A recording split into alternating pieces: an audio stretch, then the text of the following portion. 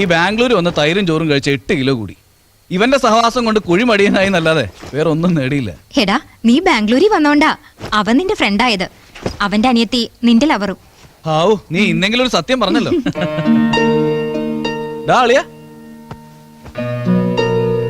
ഏയ്, എന്താ ഒരു ആലോചന? നിന്റെ ഈ സന്തോഷം കാണുമ്പോ മനസ്സ് സത്യത്തിൽ നേറുക. എന്റെ ഉള്ളിൽ സമാധാനം കൂടി. അതോർക്കുമ്പോ. നീ നാട്ടിലേക്ക് പോകുന്നില്ലേ? എനിക്ക് നാട്ടിലേക്ക് പോകാൻ ഇഷ്ടമില്ല. ഒരർത്ഥത്തിൽ ഞാൻ എന്റെ നാടിനെ വെറുക്കുന്നു. പിന്നെ വളരെ നാളുകൾ കൂടെ ലണ്ടനിൽ നിന്ന് അനു വരുന്നത്. അവളെ കാണാതിരിക്കാൻ എനിക്ക് പറ്റില്ല. ഒരു പണി ചെയ്യാം നമുക്ക്. നിന്റെ കൂടെ ഞാനും നാട്ടിലേക്ക് വരാം. അവിടെ നിന്ന് അനിയത്തി പോയതിനു ശേഷം നീ എന്റെ കൂടെ ഹൈദരാബാദിലേക്ക് വന്നോ. അവിടെ നിന്ന് ജോലിക്ക് പോവുക, പഠിക്കുക ഒക്കെ നിന്റെ ഇഷ്ടം. എന്ത് പറയുന്നു? താങ്ക്സ് ഡാ. അല്ല, നീ അവന് വേണ്ടി പോവാണോ അതോ കിട്ടിയ ചാൻസിന് അവന്റെ അനിയത്തിയെ കാണാൻ വേണ്ടിയോ? നീ സത്യം പറ, അനുവിനെ കാണാൻ വേണ്ടിയാണോ? സത്യമായിട്ടും അനുവിനെ കാണാനല്ല. എടാ, നീ ബാംഗ്ലൂര് ചുറ്റിക്കറങ്ങി സാരി മേടിച്ചത് ഇവന് വേണ്ടിയാ. ഞാൻ വിചാരിച്ചു അനുവിന് വേണ്ടിയാന്ന്.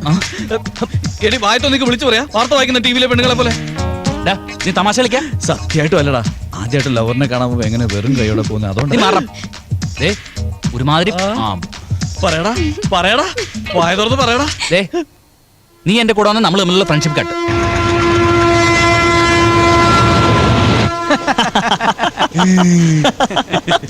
എന്നടാ?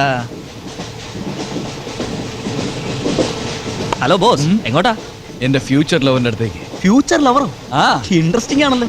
ഒന്ന് ഡീറ്റെയിൽ ആയിട്ട് പറഞ്ഞേ. ഇതെന്താ രാമായണ ഡീറ്റെയിൽ പറയാൻ? ലവ് ആയണം. നീ ബലം പിടിക്കാതിരിക്കും. ഞാനത് പറഞ്ഞോട്ടെ.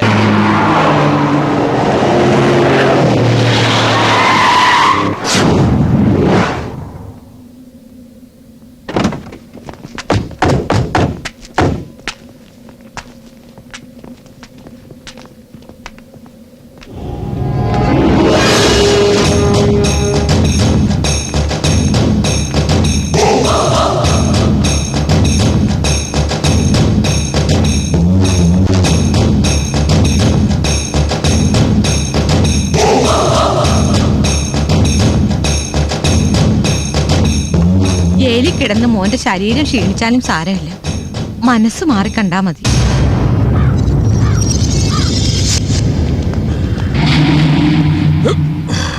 ചേട്ടാ, ഇവര് ജോലി മതിയാക്കി പോവാണെന്ന്. വീട്ടുകാരൻ നിർബന്ധം കൊണ്ട് ഇത് വിടാന്ന് വിചാരിക്കാം. ഈ പണി ചെയ്യുന്നത് അവർക്ക് ഇഷ്ടമല്ല. കൂലിവേലയ്ക്ക് പോയാലും കൊലപാതകത്തിന് പോരുതെന്ന് അവര് പറഞ്ഞേ. ആ സുരേന്ദ്രനെതിരെ എന്തെങ്കിലും ചെയ്യാൻ വീട്ടുകാർ സമ്മതിക്കണില്ല അണ്ണാ. ഞങ്ങളെ സ്ത്രീകളുടെ അടുത്ത് പോലും നിർത്തുന്നില്ല അണ്ണാ.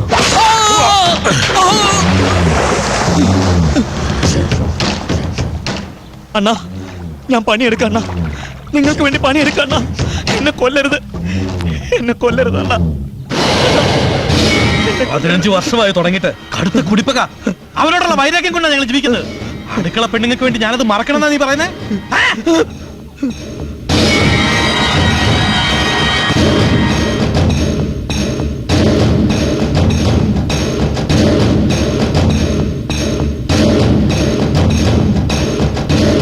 കത്തിയും കൊണ്ട് നമ്മുടെ വീട് ശ്മശാനാക്കാൻ വന്നവനെ എങ്ങനെ മറക്കാനാ?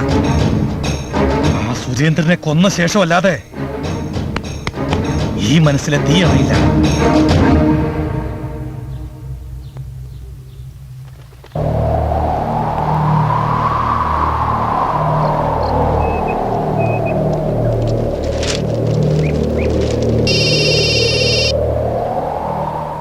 അണ്ണാ, തുളസീധരൻ ജയിലിൽ നിന്ന് റിലീസായിരുന്നു.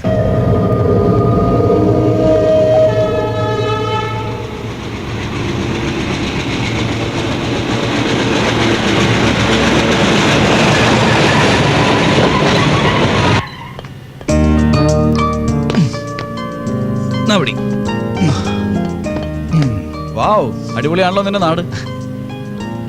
അതാടാ ചേട്ടൻ. വന്നിട്ട് ഒത്തിരി നേരമായോ? എക്സാം ഒക്കെ നന്നായിട്ട് എഴുതിയോ? നന്നായി എഴുതി. ചേട്ടാ, ഇതെന്റെ ബെസ്റ്റ് ഫ്രണ്ട് ഭദ്രൻ. നമസ്കാരം. നമസ്കാരം. വരൂ. സുഖല്ലേ? സുഖ. എടാ അളിയ, നിന്റെ ഏട്ടൻ വലിയ ദാദ്യാന്നൊക്കെ പറഞ്ഞിട്ട് കാശിക്ക് വെറും പാവായിട്ടാണല്ലോ തോന്നുന്നത്. മിണ്ടാണ്ടിരിക്കടാ. അച്ഛന്റെ പരുക്കുകളൊക്കെ ഭേദമായി വരുന്നുണ്ടടാ തുളസി. നിങ്ങൾ തുടങ്ങിയെന്ന് വിചാരിക്കും. അച്ഛനെ ഈ നിലയിലാക്കിയവരുടെ അന്ത്യം കെട്ടാൻ ഞാൻ അടങ്ങും. രാജ ഇനി എന്ത് ചെയ്യാനാ? അത് മാരേജ് ഉം? അല്ല, എന്റെ മാരേജ് നടക്കാൻ പോവാ. ഒപ്പം ഇവന്റെയും കൂടെ. എന്ത് നേടിയിട്ട ഉടനെ വിവാഹം? അങ്ങനെയൊന്നുമില്ല സാർ, എപ്പോഴെങ്കിലൊക്കെ ഒന്ന് വേണ്ടേ?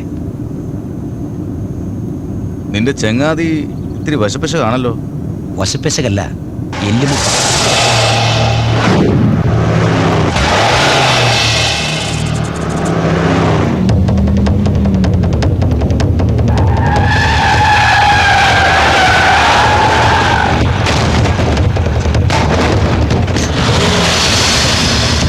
ചേട്ടാ, ആ ചെമ്മൺ പാത കഴിഞ്ഞ് വണ്ടി തിരിഞ്ഞു.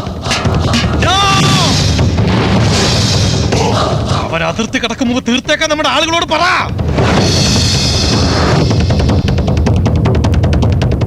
അവരെല്ലാവരും ചാവണം. പൊടി പോലും ബാക്കി വെച്ചേക്കരുത് ഭൂമിയില്.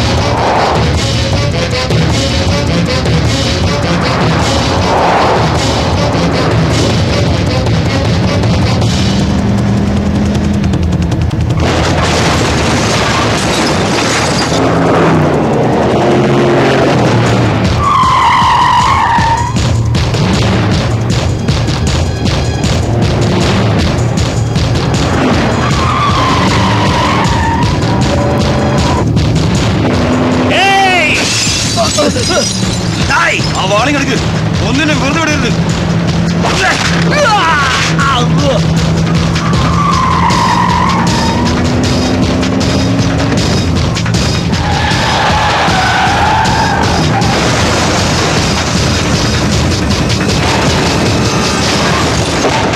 ഒരെണ്ണത്തിന് മിച്ചം വച്ചേക്കരുത്.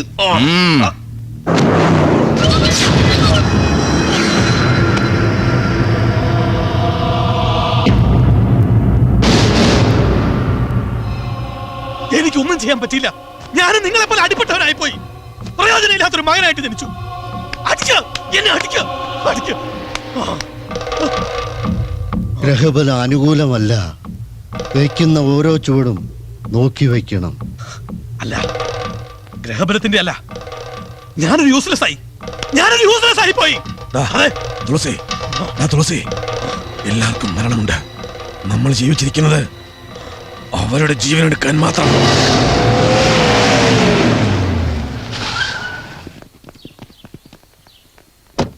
ആയണ്ട് കൊടുക്കാം. അണ്ണാ, DSP സാർ. അതേക്കല്ലേ? ആ ഞാനാ. നിങ്ങളുടെ ഫോർമാലിറ്റീസ് നിങ്ങൾ ചെയ്യും. നോ, എനിക്ക് എതിർപ്പില്ല. എന്നാൽ എനിക്ക് ഒന്നേ പറയാനുള്ളൂ. ഞാൻ മൗനമായിരിക്കുന്നത് സാമർഥ്യമില്ലാഞ്ഞിട്ടാണെന്ന് തെറ്റിദ്ധരിക്കരുത്. ഉറങ്ങുന്ന സിംഹത്തെ ഉണർത്തിയാൽ നിങ്ങൾക്കുണ്ടാവുന്ന നഷ്ടം ഊഹിക്കാൻ പോലും പറ്റില്ല.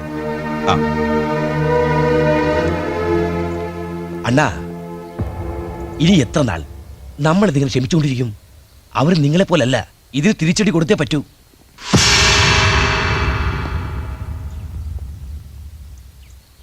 ഒന്നും പറ്റിയില്ല അണ്ണാ. അണ്ണാ, ചെറുപ്പക്കാരി നാട്ടിലുണ്ട്. ഒരൊറ്റ ഒരു ഓപ്പറേഷൻ ഒരേ എണ്ണത്തിന് തരിമിച്ചം കാണില്ല. പിന്നെ തെറ്റ്. വെറുതെ പോലും നിങ്ങളുടെ നാവിന്ന് ആ വാക്ക് പറയരുത്. നിങ്ങൾ വിനോദത്തിന് വന്നല്ലേ? അത് കഴിഞ്ഞാൽ കോളേജിലേക്ക് മടങ്ങിപ്പോയിക്കോളാം. വേഗമാട്ടെ. ഈ ദൈവത്തിന് എന്തെങ്കിലും സംഭവിച്ചാൽ ഞങ്ങൾ വെറുതെ ഇരിക്കില്ല. കൊന്നുകളയും, നിന്നെ നിൽപ്പി കൊന്നുകളയും.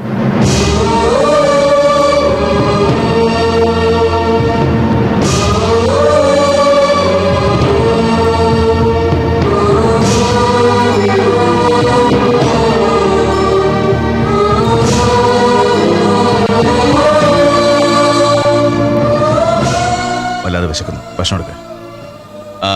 വിശ്വ, നാളെ രാവിലെ അനു വരുന്നുണ്ട്. ഞാൻ നോക്കിക്കോളണ്ണ. എന്തായി? ഇപ്പോഴെങ്കിലും നിനക്ക് മനസ്സിലായല്ലോ ഈ നാടിനെ കുറിച്ചും എന്റെ ആളുകളെ കുറിച്ചും. ഇനിയെങ്കിലും നിന്റെ ലവും ഗിവൊക്കെ നിർത്തിയിട്ട് അനുവിനെ അങ്ങ് മറന്നേക്ക്. അതാണ് ഞാനും പറഞ്ഞേ, അനു ഈ നാട്ടിൽ കഴിയുന്നതിനേക്കാൾ ഭേദം എൻ്റെ കൂടെ കഴിയുന്ന. അതോടെ പ്രശ്നം തീരും. ഈ ഭദ്രന്റെ അടുത്ത് അവള് ഭദ്രമായിരിക്കോടാ, എന്നെ വിശ്വസിക്കേ. ഡാ വെറുതെ പറയടാ, പറയാളിയാ, പ്ലീസ് പ്ലീസ് പ്ലീസ്, വായ തുറന്ന് പറയടാ, പ്ലീസ് പ്ലീസ്, പറ പറ പറ പറ പറ. വന്നിട്ട് ഇത്രയും നേരമായെങ്കിലും നിന്നോടൊന്നും സംസാരിക്കാൻ പറ്റിയില്ല. ആ എക്സാം ഒക്കെ എങ്ങനെയായിരുന്നു? നന്നായി. അടുത്ത് ഞാനല്ലേ ഉണ്ടായിരുന്ന ചേച്ചി, അതുകൊണ്ട് അവൻ നന്നായിട്ട് എഴുതി. അവന്റെ കാര്യങ്ങളൊക്കെ നോക്കാൻ ഞാനല്ലേ ഉള്ളൂ ചേച്ചി. ഡാ, ഏത് വകയിലാ നിന്റെ ചേച്ചിയാ വന്നത്? ചേച്ചി ഉണ്ടായിരുന്നെങ്കിൽ ഇതുപോലൊരു ചേച്ചി ആയിരിക്കണം മണ്ട. നോക്കൂ, നീയും എന്റെ അനിയനെ പോലെ ഇവിടെ നിനക്ക് എന്താ ആവശ്യം ഉണ്ടെങ്കിലും ഈ ചേച്ചിയോട് ചോദിക്കാം. ആണോ ഇല്ല നിനക്ക്? ശരി ശരി, വേഗം കിടന്നുറങ്ങിക്കോ. രാവിലെ അനുവിനെ കൂട്ടിക്കൊണ്ട് വരണം.